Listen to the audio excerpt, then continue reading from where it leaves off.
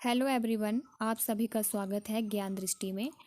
आज हम संतानदात्री माता सिमसा के बारे में जानेंगे कि माता सिमसा का इतिहास कितना प्राचीन है।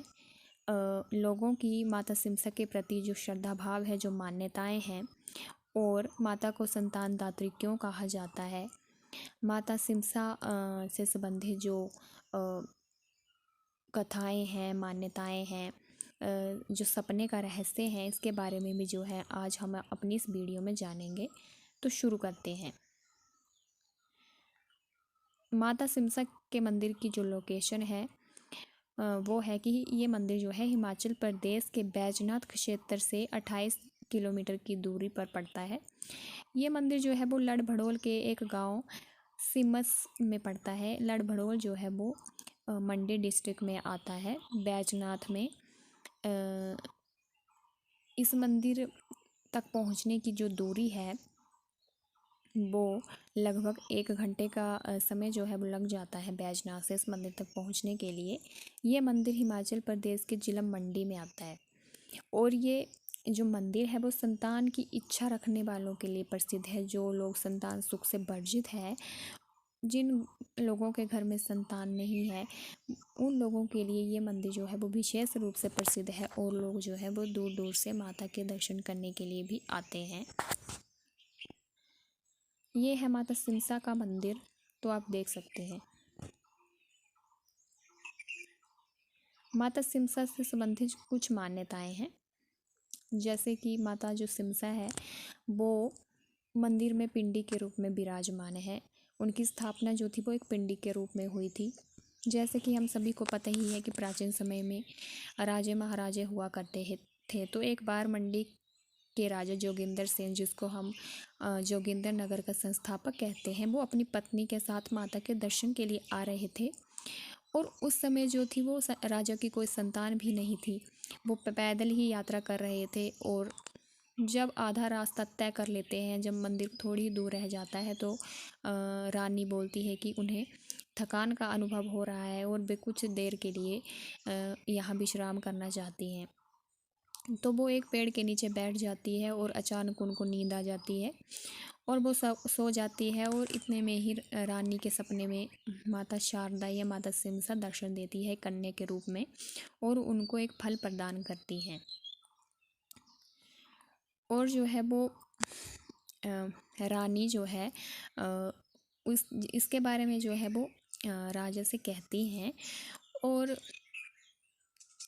माता जो सिमसा थी वो उसके रानी के जो सपने में आई थी, तो उसको माता ने बोला था कि तुम इस फल को मत खाना और राजा को भी मत खाने देना। फिर ये मान्यता जो थी वो धीरे धीरे बढ़ने लगी, लोगों को भी इसके बारे में पता चलने लगा। कुछ समय के पश्चात राजा के घर में एक पुत्र का भी जन्म होता है।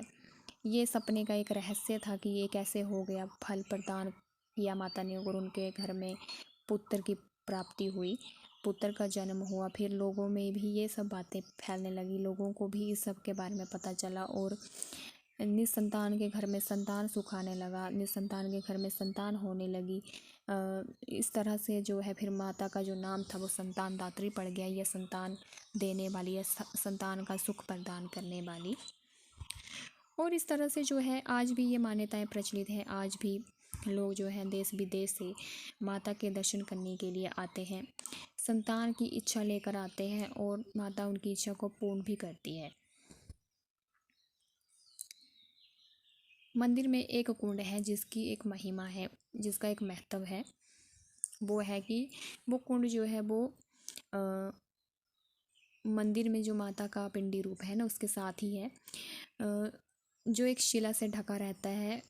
इसके अंदर छोटी छोटी मूर्तियाँ रखी हुई हैं, जो छोटे छोटे बच्चों के आकार की मूर्तियाँ हैं। ऐसा माना जाता है कि ये मूर्तियाँ जो है वो शारदा माता, ये सिमसा माता के बच्चों की मूर्तियाँ हैं।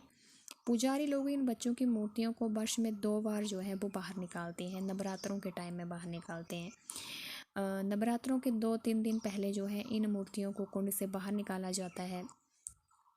जो नवरात्रे हैं वर्ष में 2 बार आते हैं, चैत्र मास में और आश्विन मास में। इसी समय जो है इन बच्चों को की मूर्तियों को निकाला जाता है। इन मूर्तियों को की साफ़ सफाई की जाती है। कई बार ये मूर्तियाँ अधिक निकलती हैं तो कई बार ज़्यादा भी निकलती हैं कुंड से। और ऐसी मान्यता है कि माता यहीं से जो है इन मूर्तियों से ही जो है मंदिर में आने वाली जो संतान की इच्छा से आई हुई महिलाओं को जो है वो बच्चे बांटती है। इन मूर्तियों का ही एक रूप फल के रूप में महिलाओं को बांटती है। मंदिर में आए सभी जो है इन मूर्तियों का दर्शन करते हैं। फिर जो है इन मूर्तियों को दोबारा से जो है साफ सफाई करके इन मूर्तियों की फिर दोबारा से इनको उसी कुंड में रख दिया जाता है। तो ऐसी मान्यता है कि ये माता सिमसा के बच्चे हैं। माता जो है इन मूर्तियों का एक रूप जो है वो फल के रूप में महिलाओं को बांटती हैं और फिर जो है महिलाओं को संतान सुख की प्राप्ति भी होती है। तो ये जो मान्यता है ये आज भी प्रचलित है। जो सिम्मस गांव है उसका इतिहास, जो सिम्मस गांव का जो इतिहास है वो लगभग 400 साल पुराना है। पहले यहाँ पर सिर्फ 6-7 ही घर होते थे। राजा जोगिंदर सेन जब अपने पुत्र के साथ जब उनको पुत्र प्राप्ति होती है तो वह अपनी मन्नत को पूरा करने के लिए मंदिर में आते हैं।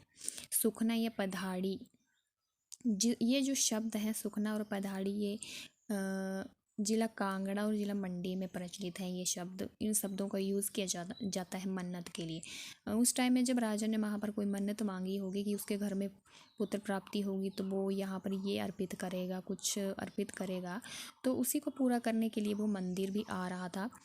और जब वो मंदिर में आ जाता है तो उसने वहाँ पर जो है वो पंडितों का अभाव देखा, वहाँ पर ब्राह्मण नहीं थे। तो उसने पूछा कि ब्राह्मण गाँव वासियों से पूछा था यहाँ पर कौन पुजारी है। पुजारी पहले पंडित ही होते थे, राजे महाराजे पंडितों से ही पूजा पाठ करवाते थे। और आज भी मंदिरों में पुजारी ही होते हैं, पंडित ही होते हैं, ब्राह्मण ही होते हैं। तो उस टाइम में जो थी वो पुजारियों की संख्या बहुत कम थी, वहाँ पर थे ही नहीं लगभग।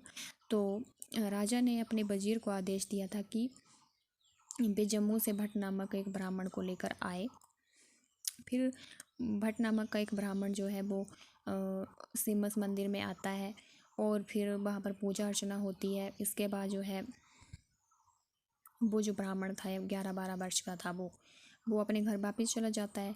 फिर उसे आना पड़ता था, जाना पड़ता था। फिर वहाँ के लोगों ने सोचा कि इस ब्राह्मण की शादी यहाँ पर कर दी जाए ताकि ये यहाँ बस जाए और यहाँ पर ब्राह्मणों की भी उत्पत्ति होगी इससे, और यहाँ पर पुजारियों का भी कोई अभाव नहीं रहेगा, माता के मंदिर में भी कोई बाधा नहीं आएगी।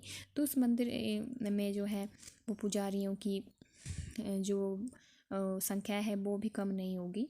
तो फिर इस भट्ट नामक ब्राह्मण की जो थी वो शादी यहीं पर कर दी जाती है। और फिर कुछ समय के पश्चात जो है उसको पुत्र प्राप्ति होती है। उसके घर में 2 पुत्र होते हैं जिसका नाम कलिया और बलिया होता है। फिर इसके साथ ही जो है वहाँ पर पुजारियों की वंश वृद्धि होने लगती है, पंडितों की वंश वृद्धि होने लगी। और आज जो है वहाँ पर पुजारियों के लगभग 40 से 50 घर हैं। इस तरह से जो है वो वहाँ पर पुजारियों और ब्राह्मणों की संख्या बढ़ती है। माता की पूजा विधि में फिर कोई कमी नहीं आई।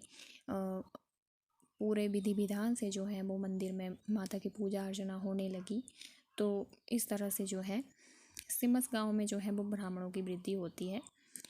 तो हम देख सकते हैं कि कैसे जो है सिमस गांव में ब्राह्मणों की वृद्धि हुई, ब्राह्मणों का वहाँ पर वास हुआ और ब्राह्मण आज वहाँ पर कितनी संख्या में हैं। तो ये है सिमस गांव का इतिहास। अब बात करते हैं हम पूजा अर्चना विधि की कि माता की पूजा अर्चना कैसे की जाती है। माता सिमसा की पूजा अर्चना का विशेष महत्व है जिसमें सर्वप्रथम मंदिर के बाहर एक कुंड स्थापित है, उसका जल लाकर माता की पिंडी का अभिषेक करती है महिलाएं। फिर ढोल नगाड़े और शंख की ध्वनि से माता के मंदिर में आरती होती है। मंदिर के दर्शन करने आई महिलाएं जो है माता को लाल सुहागी और लाल चुनरी चढ़ाती हैं या अर्पित करती हैं। इन सब चीज़ों से ही माता की पूजा अर्चना होती है, जिसका जो है वो माता सिमसा की पूजा में विशेष महत्व है। माता को लोग ज़्यादातर सुहागी और लाल चुनरी खिल का प्रसाद ही जो है वो अर्पित करते हैं। ये है मंदिर में विराजमान माता का पिंडी स्वरूप तो आप देख सकते हैं। सिमसा माता मंदिर के स्वप्न से संबंधित महत्व। जो महिलाओं को सपना आता है ना कि माता सपने में महिलाओं को फल देती हैं, उसके बारे में जानेंगे हम। सबसे पहले जो है महिलाएं जो मंदिर में आती हैं, वहाँ पर एक कुंड है, वहाँ पर महिलाएं स्नान करती हैं। फिर उसके बाद जो माता का जो पिंडी रूप है उसकी पूजा अर्चना करेंगी, दर्शन करेंगी। फिर प्रांगण में महिलाएं सपना लेने के लिए सोती हैं। माता जो है सपने में महिलाओं को फल प्रदान करती है, जिसमें हम आम, सेब, केला, अंगूर, लीची, संतरा आदि जो है माता कुछ भी दे सकती है। इन फलों के अलावा भी माता कुछ और भी दे सकती है। सब्जी के रूप में भी जो है माता सपने में देती है, जैसे कि फूल, गोभी, मूली, भिंडी, घिया, तोरी, मिर्च आदि सपने में देती है। माता जो है इन सब चीज़ों के अलावा माता बच्चा भी दे सकती है, सपने में फूल भी दे सकती है। जो माता सपने में जो आती है वो माता के रूप में भी आ जाती है, कई बार कन्या के रूप में भी आती है। और जो महिला सपना, जिस महिला को जो सपना आ रहा होता है ना, उस महिला के संबंधियों में जो जैसे रिश्तेदारी में कोई सास है, बहन है, ननद है, भाभी है, उसके परिवार की महिलाओं के रूप में भी जो है माता दर्शन देती है और फल प्रदान करती है।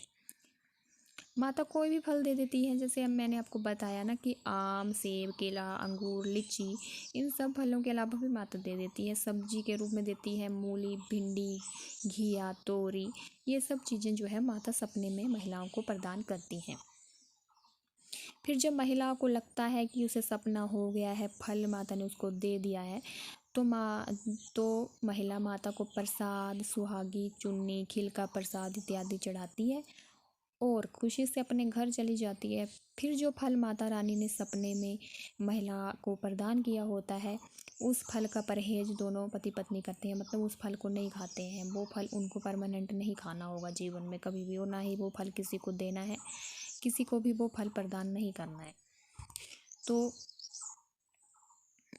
इस तरह से जो है लोग माता के मंदिर में आते हैं संतान प्राप्ति की इच्छा से, और माता उनको फल भी देती है और उनकी इच्छा भी पूर्ण होती है। तो ये जो है हमने माता के सपने से संबंधित महत्व को जाना। आई होप आपको यहाँ तक समझ आया होगा। अब बात करेंगे हम मंदिर के प्रमुख पर्व की। चैत्र मास और अश्विन मास के नवरात्रों का माता के मंदिर में विशेष महत्व है।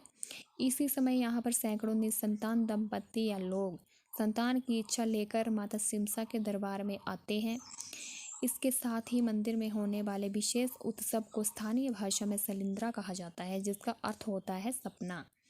इस समय निसंतान महिलाएं मंदिर में सपने लेने के लिए आती हैं और उनको माता फल प्रदान करती है। इसके साथ ही माता जन्म लेने वाली जो संतान होती है उसका संकेत भी दे देती है, जैसे कि महिला को सपने में माता ने अमरूद दिया हुआ है, अमरूद का फल दिया हुआ है, तो आने वाली संतान पुत्र होगा।